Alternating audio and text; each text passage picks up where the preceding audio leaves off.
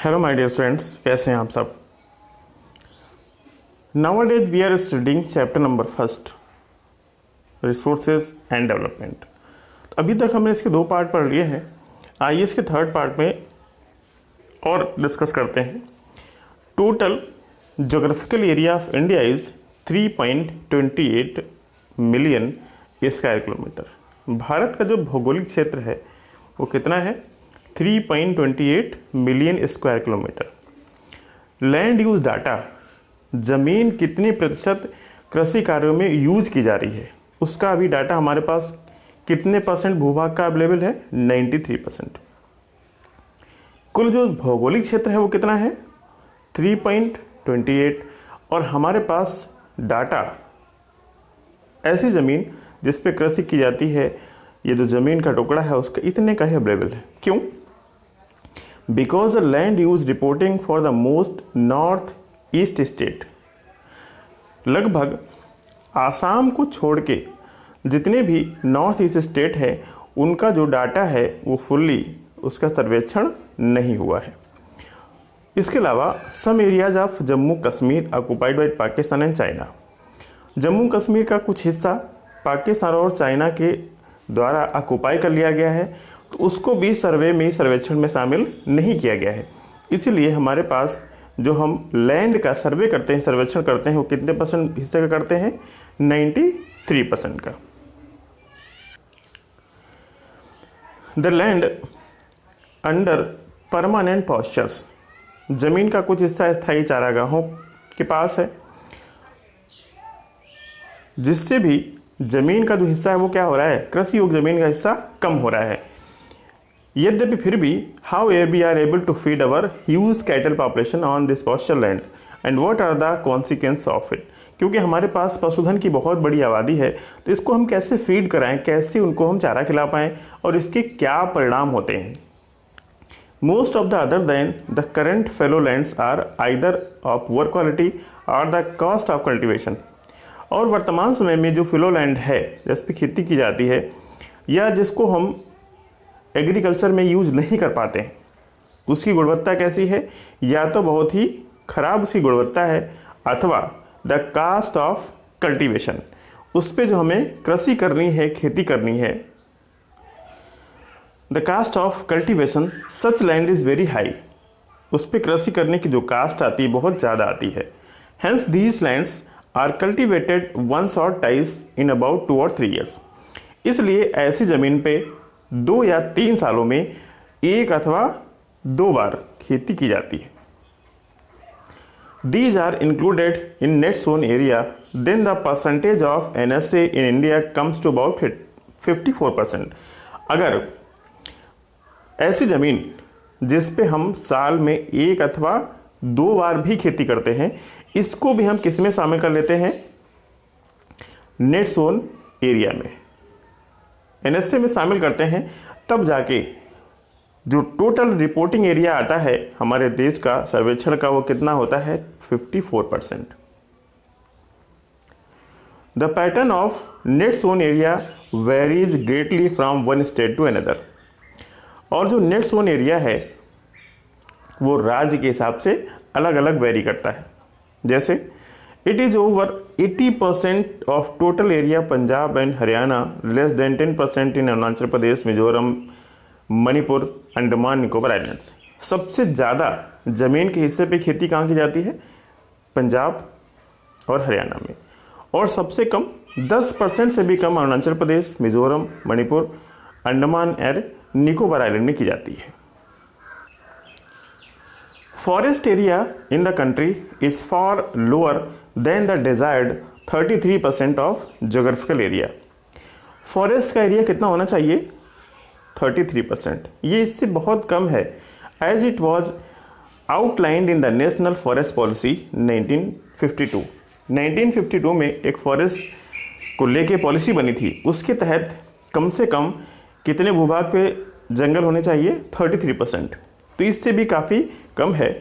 It was considered essential for the maintenance of the ecological balance, जो हमारा पारिस्थितिकी तंत्र है, इकोलॉजिकल सिस्टम है, उसको नियंत्रित करने के लिए ऐसा माना गया था कि इतने % भूभाग पे जंगल होने चाहिए जिससे हमारा पारिस्थितिकी तंत्र जो है वह संतुलन में बना रहे। The livelihood of millions of people, बहुत बड़ी संख्या में ऐसे लोग हैं जो जंगलों के आसपास रहते हैं। The things of these forest depends upon it, तो जो जंगलों के आसपास रहते हैं तो उनकी जीविका भी जंगलों पे डिपेंड करती है, तो वो भी प्रभावित हो रही है।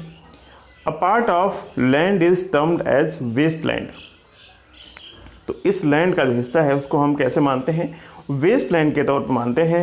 And land put to other non agriculture uses, और दूसरा जमीन का हिस्सा जो एग्रीकल्चर में यूज नहीं होता है।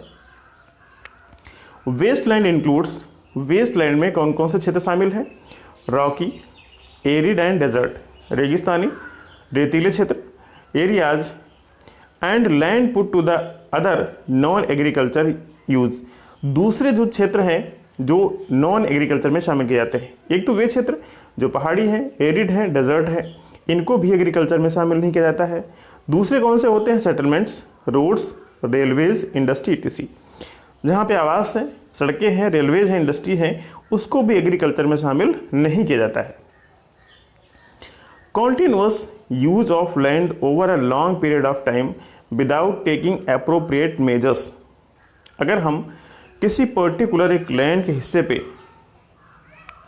लंबे समय तक, लॉन्ग पीरियड ऑफ टाइम कुछ कार्य करते रहते हैं और हम उसको संरक्षित नहीं करते रहते हैं, तो इसका रिजल्ट क्या मिलता है, रिजल्टेड इन लैंड डिग्रेडेशन, तो भूमि का क्षरण हो जाता है।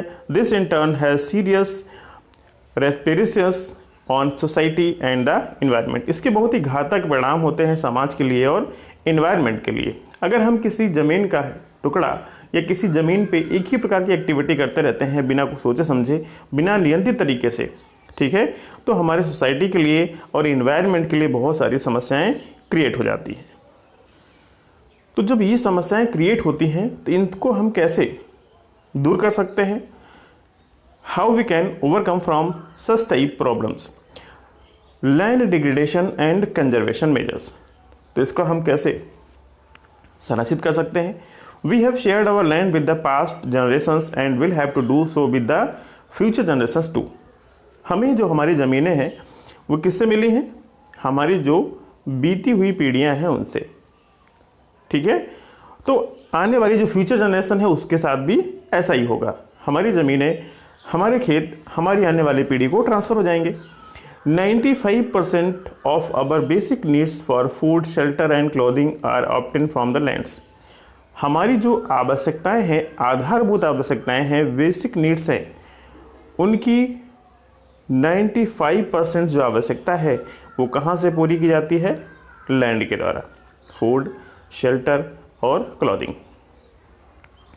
Human activity have not only brought about degradation land, जो ह्यूमन एक्टिविटी है, मानव का क्रियाकलाप है, उसने ज़मीन को सिर्फ डिग्रेडेशन तक ही नहीं सीमित रखा है, but have also aggravated the pace of natural force to cause damage the lands, उसने जो प्रकृति है उसको भी बात किया है कि वो लैंड के टुकड़े को, ज़मीन के टुकड़े को डैमेज करे, ऐसे कार्य किए हैं ह्यूमन बीइंग ने। Some human activity such as deforestation, जैसे वनों का काटना, ओवर ग्रेजिंग, अधिक एक पर्टिकुलर जमीन के हिस्से पे जानवरों को चराना, माइनिंग, खनन करना, and quarrying to have contribute significantly in land degradation, ये कुछ कारक हैं जिससे भूमि का क्षरण होता है। Mining sites are abandoned after excavation work is complete, जब कहीं पे माइनिंग का कार्य खत्म हो जाता है तो उनको वैसे ही छोड़ दिया जाता है, वहाँ से एक्सकेवेशन करने के बाद वैसे ही complete leaving deep scars and traces of overburdening, over बर्डेनिंग, उनके गड्ढों को ऐसे छोड़ दिया जाता है, उनके टेरेस को ऐसे छोड़ दिया जाता है जिसपे उन पे ओवर बर्डन पड़ता है। In state like Jharkhand, Chhattisgarh, Madhya Pradesh and Orissa, deforestation to mining have caused severe land degradation, ऐसे क्षेत्रों में बहुत ज़्यादा माइनिंग होती है और परिणाम स्वरूप डिफोरेस्टेशन के कारण, माइनिंग के कारण यहाँ बहुत ज़्यादा भूमि का क्षरण हो रहा है। In state like Gujarat, Rajasthan, Madhya Pradesh and Maharashtra. अगर हम बात करें इन राज्यों की, जैसे कि गुजरात, राजस्थान, मध्य प्रदेश एंड महाराष्ट्र, तो यहाँ पे चारागाह का वर्क ज़्यादा होता है। ये भी एक मेन रीजन है लैंड डिग्रेडेशन का, भूमि के क्षरण का, उसके निम्नीकरण का। In the state of Punjab, Haryana, western Uttar Pradesh, over irrigation is responsible for land degradation. और अगर हम बात करें इन राज्यों की, पंजाब, हरियाणा और वेस्टर्न उत्तर प्रदेश की, तो यहाँ पे हम ज़मीन को आवश्यकता से अधिक सिंचित करते हैं, क्योंकि यहाँ पे वाटर जो अवेलेबिलिटी है ज़्यादा है, इसलिए salinity and alkalinity in the soil, पानी का जो खारापन है, उसका एल्काइन है, वो सॉइल में मिल रहा है, इससे भी लैंड डिग्रेडेशन हो रहा है। The mineral processing like grinding of limestone, कुछ ऐसे मिनरल्स हैं उनके प्रोसेसिंग में, जैसे कि लाइमस्टोन, चूना पत्थर को पीसना फॉर सीमेंट इंडस्ट्री के लिए, and calcite and soapstone for ceramic industry, और जो सोप स्टोन होते हैं, ठीक है, calcite and soapstone for ceramic industry generate huge quantity of dust the atmosphere. ये बहुत बड़ी मात्रा में हमारे एटमॉस्फेयर को क्या देते हैं, धूल के कण, बहुत ही महीन। It retards the process of infiltration of water in the soil after the settle down on the land. जब बारिश होती है तो बारिश के साथ ये कण जमीन में वापस आते हैं और उसमें सेटल हो जाते हैं। In recent year industrial influence as waste have become a major source of land. वर्तमान समय में जो इंडस्ट्रीज का वेस्ट है, ये हमारे लैंड वाटर के लिए, पोल्यूशन के लिए, हमारे देश के पोल्यूशन के लिए अलग अलग बहुत बड़ी समस्या बन चुका है, जो इंडस्ट्रीज का वेस्ट है। There are many ways to solve the problems of land degradation. बहुत सारे तरीके हैं, बहुत सारे रास्ते हैं, जिनके थ्रू हम जो लैंड डिग्रेडेशन है उसकी समस्या को क्या कर सकते हैं, सॉल्व कर सकते हैं। Afforestation and proper management of grazing. Afforestation और चारागाह का जो उचित प्रबंधन है, उचित मैनेजमेंट है, ये हमें हेल्प करेगा, इसको हमें बढ़ाने की ज़रूरत है। Planting of shelter belts of plants, जो प्लांट्स हैं, पौधे हैं, उनको हमें शेल्टर बेल्ट्स में लगाना है। कंट्रोल ऑन ओवरग्रेजिंग, अत्यधिक चारागाहों पे नियंत्रित करना है। Establishment of sand dunes by growing thorny bushes, कांटेदार झाड़ियाँ उगा के हमें सैंड ड्यून्स की स्थापना करनी है। Are some the methods to check the degradation in arid areas, जो एरिड क्षेत्र हैं वहाँ पे भूमि के क्षरण को हम रोक सकते हैं, ये कुछ तरीके अपना के। Proper management of waste land, control of mining activity, proper discharge and disposal of industrial influence and wastage after treatment can reduce land water degradation in industrial land Subarnarekha areas. जो सुवर्ण रेखा एरियाज हैं वहाँ पे हमें क्या करना है, हमें प्रॉपर मैनेजमेंट करना है वेस्टलैंड का, माइनिंग एक्टिविटी पे ध्यान देना है, प्रॉपर डिस्चार्ज को डिस्पोज करना है, इंडस्ट्रियल वेस्ट को डिस्पोज करना है।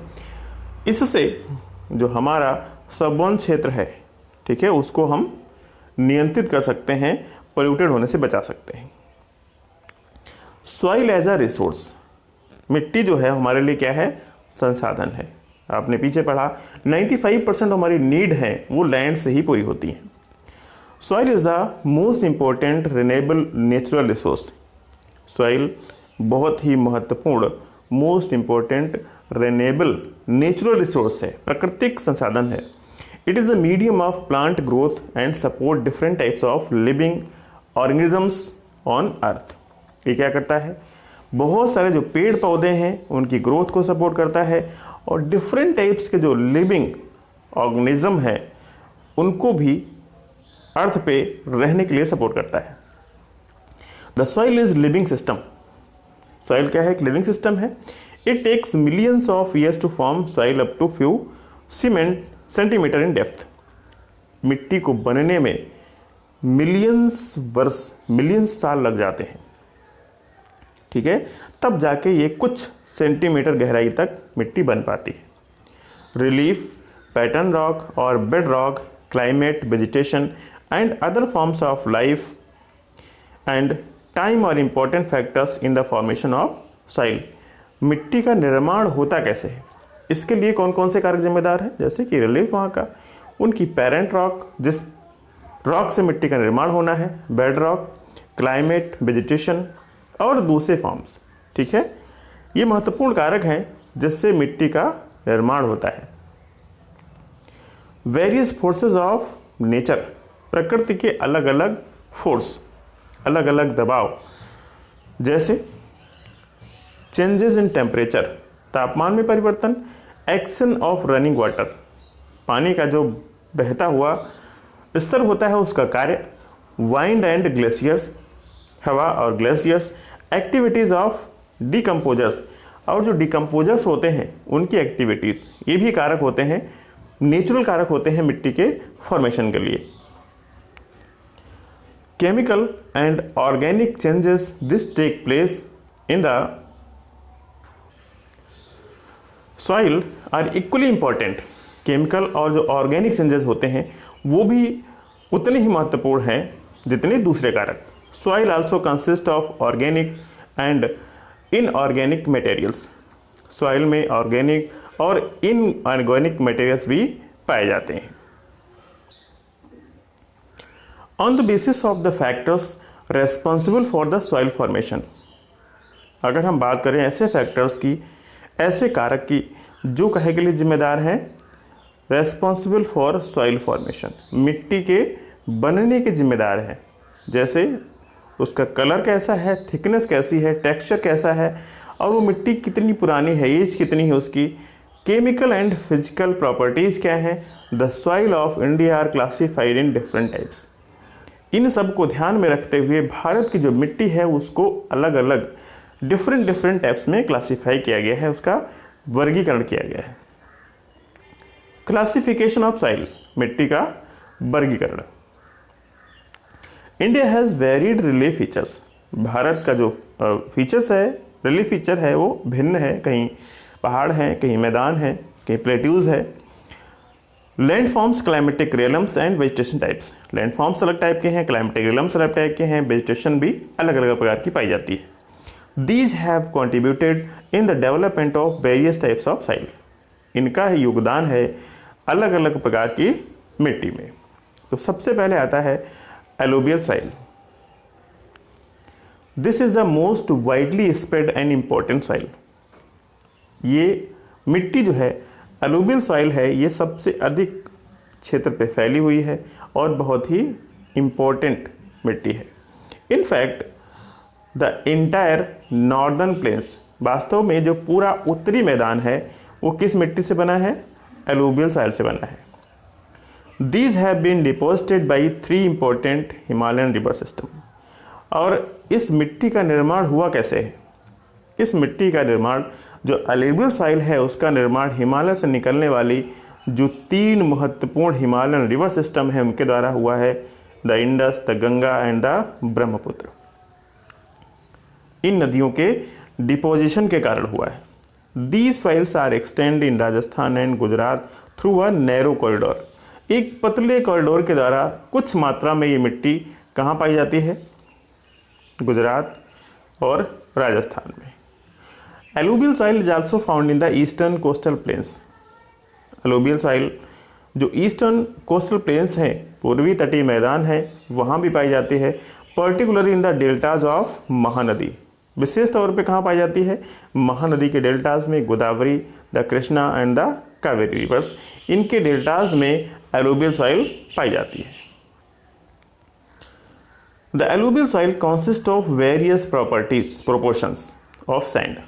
एलुवियल सॉइल में सैंड के अलग अलग प्रोपोर्शंस पाए जाते हैं, सिल्ट पाई जाती है एंड क्ले पाया जाता है। As we move islands toward the river valleys, अगर हम रिवर वैली से आइलैंड की तरफ बढ़ते हैं, soil particles appear somewhat bigger in size. वैसे वैसे जो सॉइल पार्टिकल होते हैं वो हमें थोड़े थोड़े बड़े नज़र आते हैं। In the upper reaches of the river valley, जब हम नदी की ऊपरी घाटी में पहुंचते हैं, for the near the place of break of slope, कहाँ पे, उस स्थान पे जहाँ पे वो ढाल जो होता है वो ब्रेक होता है, टूटता है, द सॉइल आर कोर्स, तो वहाँ पे मिट्टी का निर्माण होता है, हमें मिट्टी दिखाई देने लगती है। Such soils are more common in piedmont plains such as Duars, Chos and Terai. ऐसे जो सॉइल्स है ये कॉमन है कहाँ पे, जैसे द्वार्स पे, चोस पे और तराई में। Apart from the size of their grains, उनका जो साइज होता है, मिट्टी के कणों का जो आकार होता है, और component soil are also describe on the basis of their age, उसके आकार के आधार पे तो मिट्टी का वर्गीकरण किया गया है, उसके अलावा मिट्टी का वर्गीकरण उसकी एज के आधार पे भी किया गया है कि वो मिट्टी कितनी पुरानी है। According to their age, alluvial soil can be classified as old alluvial. अगर हम बात करें एलुवियल सॉइल की तो उसको हम दो हिस्सों में बांट सकते हैं। एक तो ओल्ड एलुवियल सॉइल जिसको हम बांगर कहते हैं, और न्यू एलुवियल सॉइल जिसको हम खादर कहते हैं। The bangar soil has higher concentration of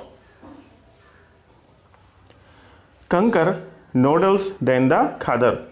Bangar soil में कंकर नोडल्स ज़्यादा पाए जाते हैं खादर की अपेक्षा। It has more fine particles and is more fertile than the bangar. Bangar की अपेक्षा खादर में ज़्यादा फाइन पार्टिकल्स, बहुत ही छोटे छोटे कण पाए जाते हैं और अधिक उपजाऊ होती है। Alluvial soil has a whole are very fertile. अगर हम पूरी एलुवियल सॉइल की बात करें, एलुवियल मिट्टी की बात करें, तो अपने आप में पूरी मिट्टी कैसी होती है, उपजाऊ होती है, फर्टाइल होती है। Mostly these soils contain adequate proportions of potash. इस मिट्टी में उचित मात्रा में, अनुपातिक मात्रा में कौन कौन चीज़ें पाई जाती हैं, potash, phosphoric acid, lime, which are ideal for the growth of sugarcane, paddy, wheat and other cereal and pulse crops. ये सारी चीज़ें अनुपातिक रूप से इसमें पाई जाती हैं, और इन चीज़ों की आवश्यकता किस फसलों की होती है, सुगरकेन में, पैडी में, व्हीट में, और दूसरी जो सेरियल क्रॉप्स होती, पल्सेस क्रॉप्स होती हैं उसमें। मतलब जो एलुवियल सॉइल है उसमें इन फसलों की खेती की जाती है। Due to its high fertility, इसकी अधिक उपजाऊपन के कारण regions of alluvial soil are intensely cultivated. जहां जहां एलुवियल सॉइल पाई जाती है वो क्षेत्र घने बसे हुए हैं। Soil in the drier areas are more एल्काइन and can be productive after proper treatment and irrigated. कह रहे कुछ मिट्टी है ड्रायर क्षेत्रों में भी, उसको भी उपजाऊ बना दिया जाता है उसमें कुछ प्रॉपर ट्रीटमेंट करने के बाद। These soils are black in color and also known as रेगो। इस मिट्टी का रंग कैसा होता है, काला होता है, और इसको रेगो सॉइल भी कहते हैं। Black soil is ideal for the growing cotton and also known as black cotton soil. Black soil में मुख्य रूप से कौन सी फसल उगाई जाती है, कॉटन की, इसको ब्लैक कॉटन सॉइल भी कहते हैं। It is believed that climatic condition along with the parent rock materials are the important factors for the formation of black soil। ऐसा माना जाता है कि ब्लैक सॉइल का निर्माण होने के पीछे जो क्लाइमेटिक कंडीशन होती हैं उनका योगदान होता है, और इनकी पेरेंटल रॉक का कंट्रीब्यूशन होता है, जिस प्रकार के रॉक से इनका निर्माण होता है। This type of soil is typical of the Deccan trap, जिसको हम बासल्ट कहते हैं। Region spread over north west Deccan plateau. इस मिट्टी के क्षेत्र कहाँ हैं, उत्तर पश्चिमी डेक्कन प्लेटू में। And is made of the lava flows, और इसका निर्माण लावा के बहने के कारण होता है। वॉल्केनोस के फटने के बाद जो लावा निकलता है उस लावा से इस मिट्टी का निर्माण होता है। The cover the plateaus of Maharashtra, Saurashtra, Malwa, Madhya Pradesh and Chhattisgarh and extend in the south east direction. ये मिट्टी कहाँ कहाँ पाई जाती है, महाराष्ट्र में, सौराष्ट्र में, मालवा, मध्य प्रदेश और छत्तीसगढ़ में, और इसका विस्तार थोड़ा सा साउथ ईस्ट दक्षिण पूर्व डायरेक्शन में है along the Godavari and Krishna river valleys. जो गोदावरी और कृष्णा रिवर की घाटियाँ हैं उनके साथ साथ भी इस मिट्टी का निर्माण हुआ है। The black soil are made up of extremely fine clayey material, ये बहुत ही सूक्ष्म क्लेई मटेरियल से बनी हुई है। They are well known for their capacity of hold moisture. काली मिट्टी को उसकी नमी को रोकने के लिए जाना जाता है। जो मॉइस्चर होता है मिट्टी का, नमी होती है, उसको ये काली मिट्टी ज़्यादा समय तक रोके रहती है। In addition they are rich in soil nutritions such as calcium, carbonate, magnesium, potash. इसके अलावा इसमें क्या क्या पाया जाता है? Calcium, carbonate, magnesium, potash and lime, और उसमें चूना भी पाया जाता है। These soils are generally poor in phosphoric contents. जो फास्फोरिक कंटेंट्स होते हैं इनकी मात्रा इसमें कम पाई जाती है। They develop deep cracks during hot weather. जब मौसम गर्म हो जाता है तो इसमें बहुत चौड़ी चौड़ी दरारें पड़ जाती हैं। Which help in the proper aeration of the soil, जिससे इस मिट्टी में प्रॉपर हवा का प्रवाह हो जाता है। These soils are sticky when wet and difficult to work on unless tilled immediately after the first hour of during the pre-monsoon period। और जब ये मिट्टी गीली होती है तब इसमें काम करना बहुत मुश्किल हो जाता है, यहाँ तक कि इसको जुताई करना बहुत मुश्किल हो जाता है जब प्री मानसून की पहली बारिश आती है। ठीक है, तो कल हम स्टडी करेंगे बाकी जो अदर सॉइल्स पाए जाते हैं हमारे भारत में, उनके बारे में। ठीक है, अगर आपको कोई समस्या है, आपको कोई सजेशन है, यानी अगर आपको कोई प्रॉब्लम्स आती है तो आपको कमेंट बॉक्स में कमेंट करना है। ठीक है।